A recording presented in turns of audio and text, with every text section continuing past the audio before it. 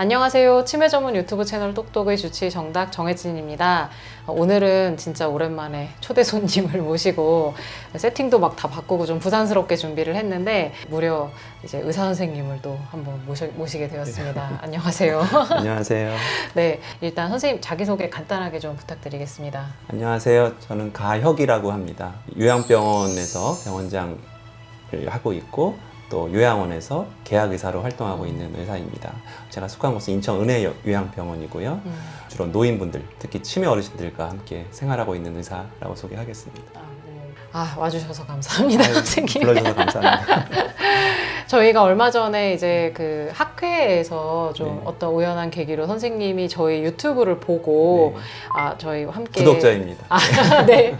댓글도 달아주시고 네. 대댓글을 저 대신 또 달아주고 계시더라고요. 그래서 오늘 사실 그 선생님을 모신 중요한 이유 중에 하나는 선생님이 최근에 이제 좀 책을 내셔가지고 그 책 소개도 할 겸, 그리고 사실 제가 이 치매 유튜브를 진행하고 치매 어르신들을 보고 현장에서 이제 많은 선생님들과 또 논의를 하면서 의사 선생님들이 치매를 이렇게 돌봄의 관점에서 보시는 분들을 많이 만날 수가 없었어요. 그냥 어르신들의 지금 상태에 대해서 판단하고 진단하고 보호자들 이제 가족들 이제 상담도 하시겠지만 이렇게 전적으로 돌봄의 관점에 대해서 좀 공감하고 이해하면서 접근하는 분들을 많이 만날 수는 없었는데 학회 준비를 하면서 전후에 만나 뵙고 이야기를 많이 나누면서 이 가혁 선생님은 뭔가 우리랑 통하는 게 있구나. 우리 채널의 방향성과 굉장히 좀 잘 맞지 않나? 라는 생각이 들어서 책 소개도 하고 선생님 소개도 할 겸 이렇게 오늘 모시게 되었습니다.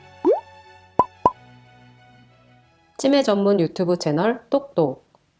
처음 가정의학과를 준비하고 가정의학과 전문의가 되시고 이런 과정에서 처음부터 이렇게 노인, 치매, 어르신 이런 분들에게 관심이 좀 있으셨던 건지. 좀 우스갯소리 같긴 한데 이제 예전에 학생 때 산부인과 선생님이 그런 말씀을 하셨어요. 너희가 산부인과를 하려면 여자를 좋아해야 된다. 저는 그 농담인 줄 알았거든요. 근데 농담이 아니에요. 지금 생각해 보니까 내가 그 매일 만나는 그 사람들 대상, 특히 의사라면은 환자를 만나지 않습니까? 그분이 들어올 때마다 내가 그렇게 달갑지 않고 기분이 우울해지고 한다면 이건 정말 그 평생 그 직업인으로서 네. 참 불행한 일이다 이런 생각을 그렇죠. 지금 들어서 생각이 돼요. 전 다행히 그 취향이 맞았던 것 같습니다. 똑같은 어르신을 본다 하더라도 그 노인의 특성 때문에 싫어하는 분들도 있어요. 너무 느리고 못 알아들으시고 너무 걸음걸이 느리고 근데 그게 저한테는 오히려 장점으로 돌아왔어요. 너무 좋아요. 그런 편안함이라고 할까요? 네. 그게 좀 계기가 되어서 제가 노인 쪽으로 이렇게 진료를 하게 된 계기가 됐던 것 같아요. 그러다가 그 어떤 지인으로부터 그 요양병원에서 자기가 좀 낫다. 네. 한번 와볼 테냐. 또 그때 마침 2008년경에 노인 장기 요양보험이라는 것도 생기고 또 요양병원에 아주 독특한 수가제도가 생기기 시작했어요. 그러면서 그 전에 없던 여러 가지 그 교육에 대한 어떤 욕구라든가 그런 것들이 막 생기기 시작했고 이제 그때 대학원 과정 다니면서 꽤 그 학문적으로 막 네. 들떠있던 상황이었거든요. 네. 여러 학회라든가 강의도 나간 기회들이 몇 번 있었어요. 그걸 보신 여러 선생님들께서 야 이거 책 한번 써봐라. 제도도 바뀌었고 네. 이 노인에 대한 책이 1차열에서 볼 수 있는 게 없다. 네, 맞습니다. 그런 네. 강력한 추천을 받아서 2010년경부터 책을 쓰기 시작해서 2011년에 제 1판 책이 나왔습니다. 그래서 여기 화면에 나오는 노인 요양병원 진료 지침서라는 책이 나왔고 그 이후에 제가 요양원 지침서라는 책도 좀 썼어요. 그때 무슨 생각을 했냐면 우리나라가 조만간 이렇게 고령화되고 노인들이 많아질 텐데 그래 요양병원 지침서 내가 썼으니까 우리나라 노인분들 특히 치매 어르신들이 어디 있을까? 세 군데 있더라고요. 요양병원, 요양원, 집. 내가 요양병원 걸 썼으니까 요양원에 계신 분들을 써보자. 그래서 요양원 지침서를 한번 썼고 이따 말씀드릴 그 치매 돌봄에 대한 책은 아마 가정에 계신 분들 그 3부작이라고 전 생각하고 있는데 그래서 요양병원 지침서는 주로 의료 측면을 썼고요. 네네. 요양원 지침서는 간호. 네. 그리고 이번에 나온 책은 이제 돌봄, 간병. 제가 아무도 알아주지는 않지만 제 나름대로는 되게 뿌듯하게 생각하고 완성이네요, 있는 이제. 사실 제가 요양원 어르신들 진료를 하러 저도 이제 계약의사 활동을 하고 네네. 있는데 그때 계약의사 활동을 하기 위해서는 의사들이 교육을 좀 받아야 돼요. 소정의 교육을 받아야 네. 되는데 그 교육을 가혁 선생님의 강의를 저는 들으면서 받았거든요. 그때 이제 책 소개를 해주셨는데 저도 구매를 해가지고 이렇게 읽으면서 봤는데 굉장히 실용적인 실용서더라고요. 그리고 좀 궁금한 것들 찾아보면 다 나와 있기도 하고 현장에서 저희가 부딪히는 것들을 좀 이렇게 알기 쉽게 다 풀어내주셔서 되게 고마운 책이었습니다. 그래서 그때 네. 2010년, 11년에 네. 그때 제 인생에 있어서 네. 큰 터닝 포인트였던 것 같습니다. 이렇게 선생님과 만나게 되는 그 계기도 따져보면 그때로 거슬러 간다고 생각할 수 있겠어요. 그 이후로도 이제 다른 교육이나 이런 쪽으로도 많이 활동을 하신 거죠. 그쵸. 마침 그때 제 모교에서 저 네. 인하대학교를 제가 나왔는데 그 노인의학 하는 선생님이 안 계셨어요. 아. 그래서 내가 노인병원에 있다고 하니까 너 노인병원에 있으니까 노인 강의 좀 해라. 노인의학 강의도 시작하게 되고 이제 실무는 요양병원에서 있으면서 어르신들을 만나게 되고 또 이론적으로 또 찾아보면서 나름대로 뭔가 좀 네. 맞는 게 되더라고요. 그래서 이제 책을 쓸 때도 큰 좀 어려움이 없었던 것 같습니다. 저도 사실 어르신 보는 거 좀 재밌고 어르신들 한 분 한 분 만날 때마다 그분의 살아온 삶의 그 길들이 좀 보이는 것 같고 그 부분들이 되게 좀 어르신들 볼 때마다 되게 마음이 포근해지기도 하고 어르신들 한 분 한 분 볼 때마다 되게 이분들의 살아온 삶에 대해서 약간 존경심도 들고 그런 마음들이 항상 들더라고요. 그리고 좀 느긋하고 느려도 되고 나도 똑같이 느리게 말해도 크게 문제가 되지 않고 제가 말 잘못해도 너그러우시고 실수해도 다 네. 용서하시고 하는 게 너무 좋았어요. 어르신들 볼 때 되게 그런 면에서 저도 되게 좋고 저도 사실 교육에 관심이 많은 편인데 네. 어차피 의료인들 교육은 뭐 이렇게 선생님도 해주시고 누구든 많이 해주시니까 근데 보호자나 환자분 교육이 좀 잘 안 되는 부분들이 많다라는 생각을 해서 저희도 채널을 이렇게 열어서 시작을 하고 있는 거거든요. 그런 면에서 되게 좀 비슷한 점이 많지 않나 네. 이렇게 좀 억지로 저도. 맞춰보고 있습니다. 요양병원에서 회진 도실 때 시간을 굉장히 좀 느리게 회진을 돈다라고 들었거든요. 왜 그렇게 이렇게 천천히 회진을 도시는지. 2011년에 대만에서 열린 젊은 노인병 의사들을 위한 그 수련 프로그램, 교육 네. 과정이 하나 생겼어요. 돌이켜보면 우리나라는 이 노인 전문가가 없어요. 노인 전문 그 수련 과정이 없습니다. 안타깝게도. 그런데 그 대만에 있는 뭐 교수님께서 이 아시아 지역이 지금 전 세계적으로 많이 노령화되고 있다. 여기서 노인을 그 진료하는 의료인들을 위한 이런 프로그램이 필요하다. 그 모델은 유럽의 어떤 노인의학 그 수련 과정이었는데 거기서 제가 여러 나라 사람들을 만났어요. 특히 일본, 대만 뭐 등등. 거기는 이미 노인의학에 대한 수련 과정이 있고 마침 그때 1회 그 모임이었는데 지금까지 이어지고 있습니다. MCA 과정이라고 해서 그때 1회 주제가 제 기억에 치매였습니다. 그래서 각 나라별로 치매 환자분들을 어떻게 돌보고 있는지 그러니까 의사로서는 이런 세계에 처음 발을 들여놓은 거였어요. 제가 교과서로만 알고 그냥 시험만 치르고 했던 이 문제들을 단순히 약으로 처방하는 것이 아니구나. 그러면서 다양한 노인에 있어서의 노인 증후군 뭐 이런 개념이 있는데 네. 노쇠한 노인이 됐을 때 많이 쓰러지고 낙상이 생기거나 뭐 선망이 생기거나 많은 약을 복용하면 생기는 문제들이거나 뭐 요실금 그 중에 하나가 또 치매가 되겠죠. 그것을 여러 이제 그룹 활동을 하면서 배우게 되었고 그 전과 후로 나뉘는 것 같아요. 제가 아까 회진 말씀을 이제 꺼내주셨는데 네. 그 전에는 그냥 막연히 가서 어떻게 보면 어떠세요? 제3자 그쵸 그냥, 어떠세요 하고 제가 할 일은 뭐 별로 없구나 했던 것이 이런 노인 수련 과정을 간접적으로 배우면서 내가 할 일이라는 게 뭔가 있겠구나 전체적인 틀이 보이게 되면서 제가 노인의학 의사로서 우리의 역할을 알았어요. 중간에 끊어주는 거다. 내가 시작을 어떻게 하느냐에 따라 다 달라지는 것이고 그때부터 제가 뭘 관심 가졌냐면 간병사분들 하는 일에 관심을 갖게 됐어요. 어떻게 하면 욕심 안 생기게 하는지 어떻게 하면 말벗이 될 수 있는지 어떻게 서로 걸을 수 있는지 그러다 보니까 이게 차원이 다른 거예요. 그 전에 단순히 나는 의사다 이런 생각만 하던 것이 그게 아니다. 다학제 간의 접근을 통해서 이분이 만족해하는 것, 그 좋은 성과들을 겪게 되니까 이게 차원이 다른 것이 되더라고요. 그때 느꼈던 것이 단순한 마음만 갖고 하는 것이 아니라 공부가 필요하구나, 매뉴얼이 필요하구나 그것을 배우게 됐습니다.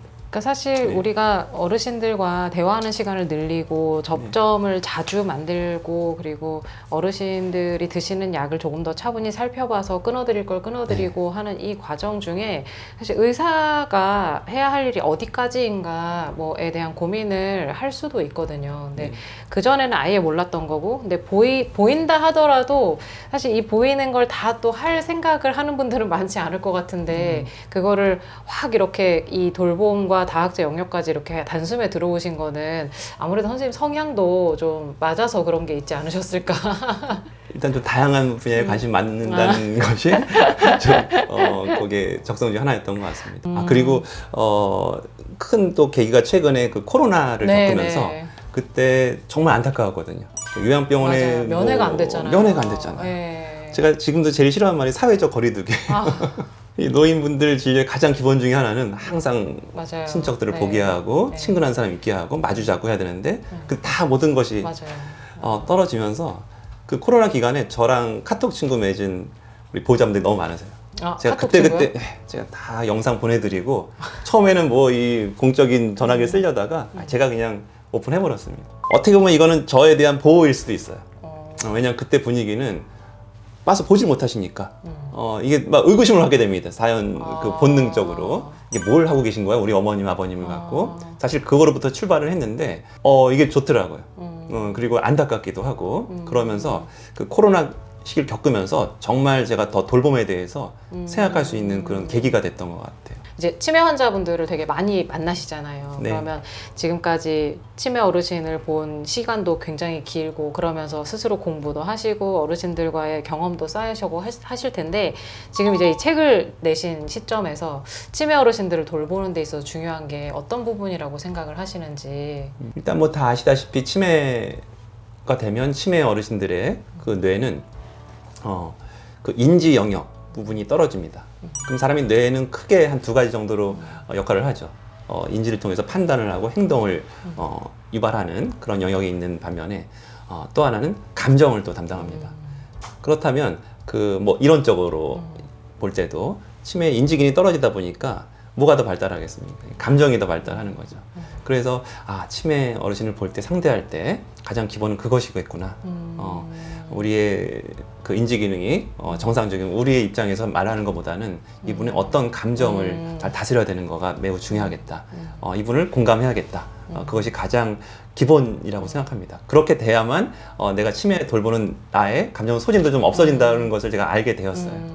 이분이 그렇겠지. 공감을 하면서.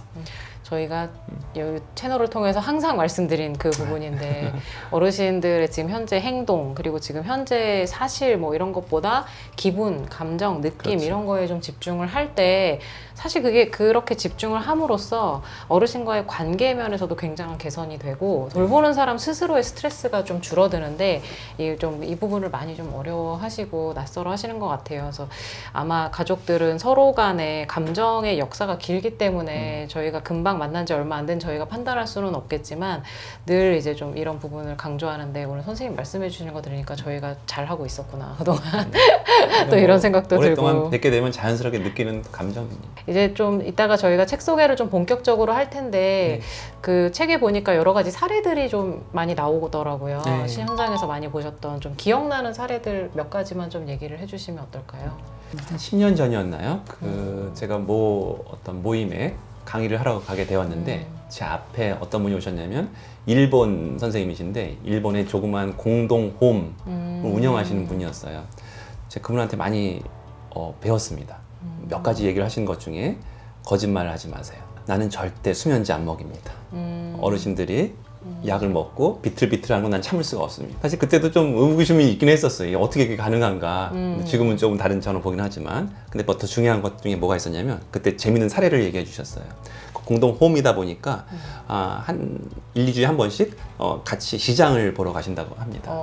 그런데 항상 안 나오는 어르신이 계셨대요. 근데 어느 날 그날은 어디 시장 가실 분 같이 갑시다 하는데 그분 역시 안 나오셨고 그런데 이것저것 뭐 좀 일을 챙기다가 좀 늦어졌나 봐요. 나가는 게. 한 20초 지났더니 그분이 나도 가겠다는 거예요. 그래서 그분이 그때 깨달았대요. 20초를 기다려야 되는구나. 이분은. 제가 그걸 바로 와서 응용을 해봤는데 저희 병원에 어떤 분이 있었냐면 근데 아드님이 상당히 바쁜 그 경찰관이셨어요. 경찰관이신데 어머님은 콧줄 하고 계시고 맨날 누워 있어요. 어느 날 저한테 하소연을 하세요. 바쁜 시간 내서 와보면 어머니는 얘기를 안 하신다고. 너무 답답하다, 아들로서. 모셔놓기만 하고. 그때 제가 요령 알려드렸어요. 이분은 구초입니다. 구초? 마음속으로 아홉을 세야 돼요. 제가 관련된 영상도 갖고 있는 게 있어요. 그때 찍어서 보여드렸었거든요. 어머님 오늘 기분 어떠세요? 하나, 둘, 셋. 속으로 9가지 세면 뭐 괜찮아, 몰라, 뭐 이런 식으로 짤막짤막 말씀을 할 수 있어요. 그래서 치매 어르신 볼 때 기다림이 매우 중요하구나. 제가 그때 그 일본 선생님한테 배운 사례를 응용하기 사례이기도 합니다. 이런 사례 저희도 많습니다. 뇌에서는 뭐 대단한 일들이 일어나거든요. 소리를 들었을 때 이게 무슨 의미냐 해석을 해가지고 받아들여서 말을 하기 위해서 그 시간이 좀 필요합니다. 네. 오늘 이렇게 얘기를 좀 나눠보니까 이제 책에 대한 기대가 더 되는데 이제 다음 시간에 저희가 이 책에 대한 본격적인 소개를 하도록 할 테니까 다음 영상을 꼭 기다려 주시기 바랍니다. 지금까지 치매 전문 유튜브 채널 똑똑이 주치의 정답 정혜진이었습니다. 감사합니다.